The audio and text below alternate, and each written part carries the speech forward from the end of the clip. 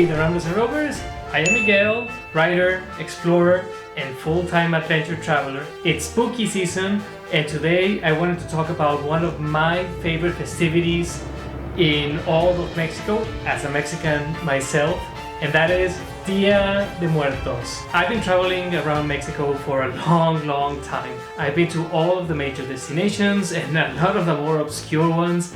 I've done quite a bit of traveling among indigenous peoples, and I've also happened to be in many of the places that we're going to talk about for Dia de Muertos, and I just kind of wanted to share my own experience of what Dia de Muertos is, just kind of give my take on Dia de Muertos, kind of explain for people who are foreigners and but who are also interested in coming to Mexico and experiencing this for yourselves. So we're going to talk about what Dia de Muertos is, what its origins are, and just kind of like the little nuances that a Mexican would know but foreigners probably wouldn't, about how it's celebrated in different places, and just kind of which things are authentically Mexican and traditional for Dia de Muertos.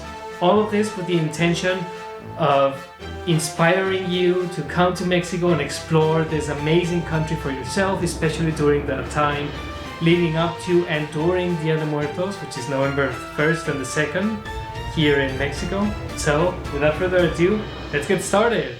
So just what the heck is Dia de Muertos? So Dia de Muertos is a traditional Mexican festivity through which Mexicans honor and remember their dead. It's a way to remain connected with people who have passed on, moved on, whether that's a close relative, a friend. Sometimes people will even put out photos of dead celebrities, especially Mexican ones, to kind of include them in their altar de muertos, in their ofrendas. So Dia de Muertos is kind of the culmination of the Mexican attitude towards death and the cycle of life and death itself. It's a very Mexican thing, which we'll get to in a little bit. So the most remote origins of Dia de Muertos lie in pre-Hispanic traditions. There has always been something similar or akin to Dia de Muertos in Mexico or in the area traditionally known as, the Mexican homelands. It's very hard to pinpoint it to a single indigenous culture where this originated, because the rich variety of indigenous cultures that Mexico has always had throughout its history, meaning that from the time of some of the earliest inhabitants in Mexico, such as the Olmecs, one of the most ancient civilizations in Mesoamerica, to the time of the Aztecs, which were a relatively young empire at the time of the arrival of the Spanish. Ancestor worship, ancestor veneration, and the veneration of death as a part of the life cycle, because indigenous peoples used to see life and death as a part of this same cycle, not this kind of linear timeline, more so this kind of integral part of life. So while there isn't necessarily like a definite origin for Dia de Muertos, all or most of these different cultures had celebrations and festivities dedicated to the worship or veneration of the dead. So indigenous cultures in Mexico and Mesoamerica for the most part believed in an afterlife and believed in the soul, and how the soul, once it would leave our bodies, would embark on this journey to the afterlife. Sometimes the soul would undergo different trials to purify it before it could fully enter the afterlife. Other times there's elements of rebirth, and so there's all kinds of different traditions. But most of these cultures had the commonality of seeing death in a very similar way. So when the Spanish arrived in the 1520s with the arrival of Cortés and the conquest of the Aztec Empire and the rest of Mexico by the Spanish over the next decades, they bring a lot of their missionaries with them, and a big task for the missionaries is to convert the indigenous population from their old traditions to Catholicism. So what the friars would do is they would syncretize a lot of the elements that the indigenous peoples were already familiar with something that was equivalent in Catholicism, so that it would be a little easier to convert these people, and so the indigenous peoples would have an easier time adapting to the new religion.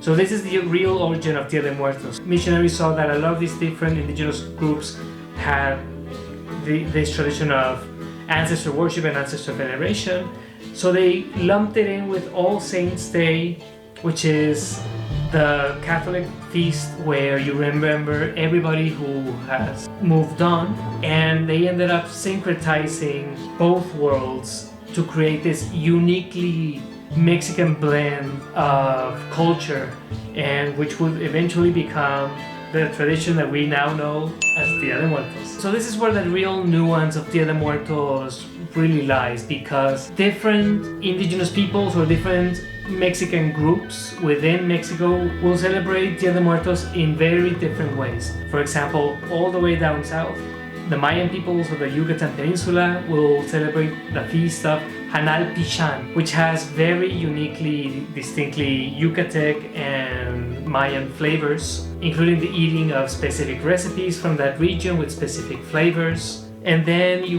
have people from the Sonoran Desert who, instead of having your traditional 7-tiered ofrenda like you would see like in the movies or on travelogues from throughout Mexico, these tall tables, these taller altars made from reeds where you would place the ofrendas to the dead. Different regions of Mexico will celebrate it differently. It really varies depending on where you're traveling and where you are for the celebration. It might even vary from village to village or town to town, depending on the region and the indigenous peoples that are found there.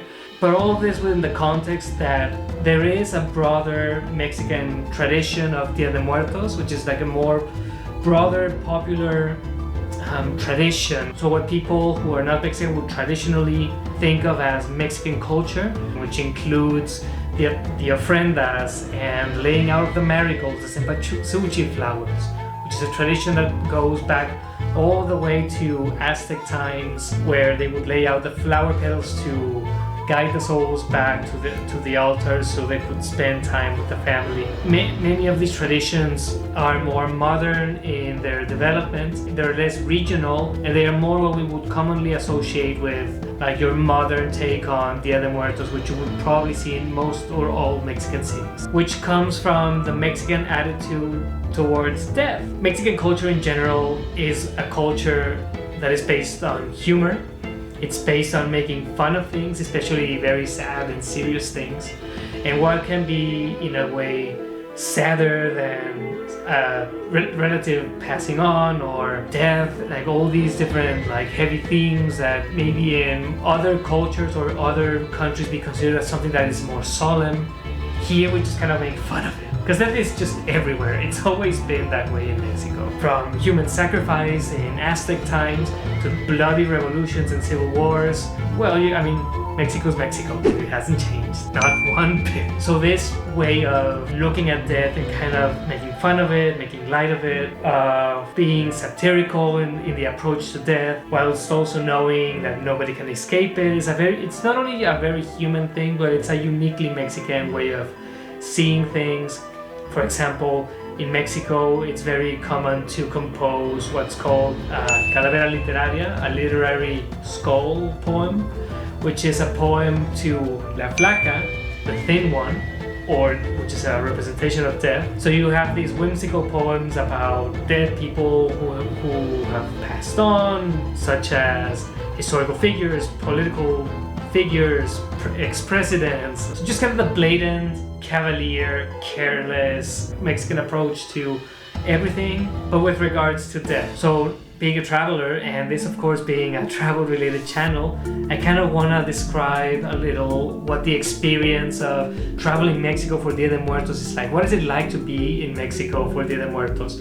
Like what is kind of what is expected, like how does it look like? It'll depend greatly on where you are. Most of October leading up to Dia de Muertos, you can expect all kinds of different decorations. Like places are decked out, especially the closer you get to Dia de Muertos, with flowers and like all kinds of arrangements. You'll see people starting to go around dressed as Catrinas, traditional Mexican skeletal figures. Just like for Christmas or Halloween in most places, supermarkets here in Mexico will start selling Dia de Muertos themed stuff probably around September, like the end of Independence Day, when like the start of the spooky season with Halloween and all that stuff. You'll can buy all kinds of Dia de Muertos themed goodies, from everything from plates to statues and figurines, skull masks, candies, or streamers. One of the most Dia de Muertos things you can do while in Mexico is go to a paper store or an office supply store and just go through the Dia de Muertos items.